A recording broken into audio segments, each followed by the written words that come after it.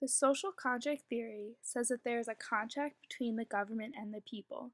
Everyone should be equally protected under the social contract. In modern society, there are many groups of people who are not under the social contract. Susan Bickford writes about how society has formed gates. These gates symbolize segregation. The gates function to keep some people out and to keep others inside.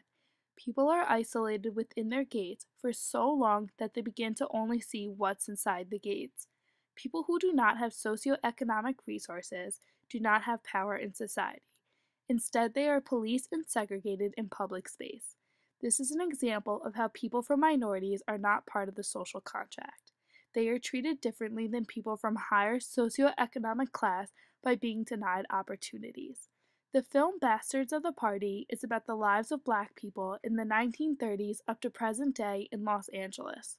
The Black people in these communities in LA were not part of the social contract. Since the factories had closed and there wasn't enough work for the lower class, people started to turn towards joining gangs.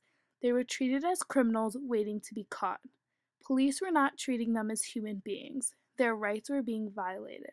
The government was discriminating towards the whole entire Black population. This is a violation of the social contract. The Black population were not part of the social contract and were not being treated as people.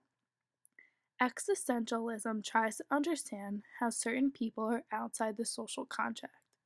Racism violates the social contract for people who are Black. Existentialism says that the consciousness is composed of the notion of being seen by others. People who are racist do not see Blacks as people. They do not recognize their humanity. They are just seen as being bodies. To be Black is to be invisible and visible at the same time.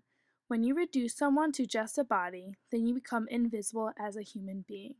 Slavery is an instance where the ability to define themselves is taken away from the slaves.